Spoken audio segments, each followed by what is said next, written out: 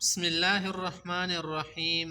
8 number درس میں ہم نے آپ حضرات سے یہ واضح کیا تھا کہ دیکھیں میراث سے کچھ لوگ جو ہے روک لیتے ہیں دوسرے ورثاء کو، اور وہ یا تو ایسا تھا کہ میراث میں حصہ کم کر کے یا مکمل گرا کے۔ آج ہم آپ کو وہ لوگ بتائیں گے جو میراث میں دوسرے ورثاء کو بالکل ختم کر دیتے ہیں، معنی گرا دیتے ہیں میراث سے۔ تو 9 نمبر درس میں آج ہم یہی پڑھیں گے، میراث سے محروم کرنا، میراث سے گرانا، محروم کرنا، حصے سے بالکل کیا کرنا، سبق دوش کر دینا۔ تو چلو وہ کون سے لوگ ہیں جو دوسرے لوگوں کو میراث سے کیا کر دیتے، ختم کر دیتے، ان کا حصہ میراث سے ختم ہو جاتا ہے۔ تو ہمارے پاس بہت سارے افراد ہیں جو کہ کیا کرتے دوسروں کا حصہ ختم کر دیتے ہیں، گویا سمجھو کہ محروم کر دیتے ہیں، گرانا، محروم کرنا۔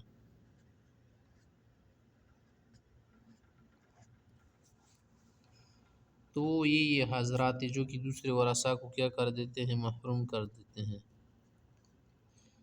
ہمارے پاس پہلے نمبر پر ہے بیٹا، پوتا، بیٹا وغیرہ، یہ جو ہے نا یہ حصے سے لوگوں کو محروم کر دیتے ہیں۔ تو جب بیٹا موجود ہے محترم حضرات، تو پھر جو ہے پوتا وارث نہیں ہوگا، ٹھیک ہے نا۔ یہ کون سے لوگوں کو محروم کر دیتے، کراس معنی محروم ہو گیا بس، جو کہ مثلا ہمارے پاس پوتا ہو سکتا ہے، کیونکہ جب بیٹا موجود ہے پوتے کی ضرورت ہی نہیں ہے۔ اسی طرح سے بھائی سب، جب بیٹا موجود ہے نا کسی اور کو میراث نہیں ملے گی۔ نمبر 2، ہمارے پاس اگر پوتا موجود ہے دوسری صورت یہ ہو سکتی ہے، تو پھر وہ سب سے نیچے جو پوتے ہوتے ہیں نا ان کو گرا دیتے، ان سے نیچے والے جو پوتے ہیں ان کو میراث پھر نہیں ملے گی، یا پوتیا وغیرہ۔ تیسرے نمبر پر ہمارے پاس ہے بیٹی، جب کوئی مر جائے اس کی بیٹی موجود ہونا تو پھر کس کو ختم کر دیتی ہے یہ بیٹی میراث میں، ان کو حصہ جو نہیں ملے گا وہ کون ہے، مائی، وہ مائی بائی، مانا ماں کی طرف سے جو بائی ہو۔ نمبر 4، ہمارے پاس ہے پوتی، یہ تو ان صورتوں میں اس کو میراث نہیں مل رہی تھی نا، لیکن اگر ایسی صورت پیش آ جائے کہ پوتی ہو تو پھر جو اس کی صورت میں بھی بھائی کو حصہ نہیں ملے گا۔ نمبر 5، ہمارے پاس ہے 2 بیٹیاں،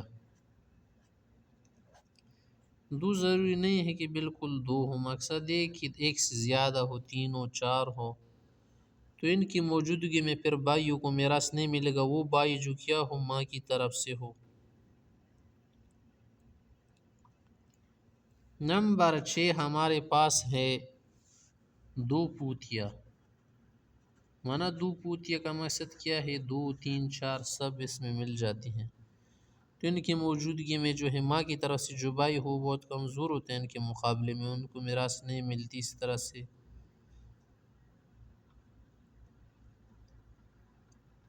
بیٹی کو بھی میراث نہیں ملے گی پھر ایسی صورت میں، جو کیا ہو اس بھائی کی بیٹی ہو یا کہ اس سے نیچے والی پوتی ہو۔ ہمارے پاس ہے 7 نمبر پر حقیقی بھائی، حقیقی بھائی اس کو کہتے ہیں میراث میں جو کیا ہو ماں باپ دونوں کی طرف سے کسی کے ساتھ شریک ہو، اگر وہ ہے نا تو پھر دوسرے جو بھائی ہوتے ہیں نا صرف والد کی طرف سے بھائی ہو یا ماں کی طرف سے بھائی ہو ان کو میراث نہیں ملے گی، اس طرح سے چچا کو میراث نہیں ملے گی۔ نمبر 8، ہمارے پاس ہے بھتیجا، حقیقی بھتیجا، حقیقی بھتیجا اس کو بولتے ہیں جو کیا ہو اس چچا کی طرف سے ہو نہ اس بھائی کی طرف سے ہو، ظاہر ہے کہ وہ بھائی تمہارا کیا ہو، حقیقی بھائی ہو، یعنی وہ بھائی تھا جو آپ کا ماں باپ میں شریک تھا، اس بائی کا جو بیٹا ہو اس کو کہتے ہیں حقیقی بھتیجا۔ اگر آپ کا بھتیجا اس بائی کی طرف سے جو صرف والد میں آپ کا شریک یعنی ان کی ماں الگ تھی، پھر وہ اس میں داخل نہیں ہوا، الگ ہے۔ ہمارے پاس سے آگے التی بائی۔ التی بائی محترم حضرات کس کو کہتے ہیں؟ یہ کہتے ہیں بابائی کو، بابائی بائی، بابا کی طرف سے ہو یعنی والد سے کی طرف سے جو بائی ہو اس کو کہتے ہیں۔ جب وہ موجود ہو جانا ہے تو پھر چچا کو میراث نہیں ملتی۔ اسی طرح سے بہت سارے افراد محترم حضرات ہم شارٹ کٹ کر دیتے ہیں نمبر میں۔ ہمارے پاس مثلا کیا ہے؟ حقیقی چچا ہو۔ حقیقی چچا کس کو بولیں گے محترم حضرات؟ جو تمہارے ظاہرے کی دادا کی طرف سے ہوگا نا، دادا کا بیٹا ہوتا ہے، وہ دادا کا بیٹا جو ہے نا یہ چچا، وہ جو دادا تھا وہ بھی حقیقی دادا تھا آپ کا، یعنی دادا جو آپ کا کیا ہو ماں باپ دونوں میں شریک ہو اس کو کہتے ہیں حقیقی بابا، حقیقی چچا بھی اسی طرح سے ہوتا ہے۔ بعض اوقات ایسا ہوتا ہے کہ تمہاری دادا کی مثلا اگر 2 بیویاں ہو تو 2 بیوی کی طرف میں اگر آپ دیکھ لیں ایک بیوی سے بھی اولاد تھی، دوسری بیوی سے بھی، وہ تو سب آپ کے چچے شمار ہوتے ہیں نا۔ لیکن کیا تھا، وہ جو تھا ایک پہلے سے موجود تھا ایک خاتون کے ساتھ، وہ بھی آپ کا چچا بن جائے گا، لیکن صرف ماں کی طرف سے آپ کا چچا شریک ہوا دادا میں، کیونکہ دادا سے تو براہ راست پیدا نہیں ہوا نا، کسی اور کے ساتھ آیا تھا۔ اور ایک وہ ہوتا ہے کہ جو صرف دادا میں شریک ہو یعنی باپ ہونے میں، اور اس کی جو بیوی ہے نا اس میں شریک نہ ہو، تو اس سے وہ چچا پھر نکل جائیں گے جو صرف باپ کی طرف سے آپ کے چچا ہو، منع صرف دادا کی طرف سے ہو۔ ظاہر ہے تمہارے باپ میں شریک نہیں تھے نا، باپ کے ساتھ جو تمہاری باپ کی ماں ہوتی ہیں اس میں شریک پھر نہیں ہوتا۔ ہمارے پاس ہے حقیقی بھتیجا بھی ہو سکتے، حقیقی چچا کے ساتھ حقیقی چچا زاد بھائی جو ہے، یہ جب ہوتا ہے نا تو پھر ظاہر ہے کہ جو حقیقی چچا زاد بھائی نہ ہو تو پھر اس کو میراث نہیں ملے گی۔ اگر چچا موجود ہے کسی بھی درجے کا تو پھر ان کے جو بیٹے ہوتے ہیں نا، یہ بھی یاد رکھو، پھر بیٹے کو میراث نہیں ملے گی۔ اس کے جو بیٹے ہوتے ہیں نا، جب چچا موجود ہے چچا، تو پھر چچا زاد جو سب ہوتے ہیں نا ان کو میراث نہیں ملتی، کیونکہ چچا کا درجہ ان سے بڑا ہے۔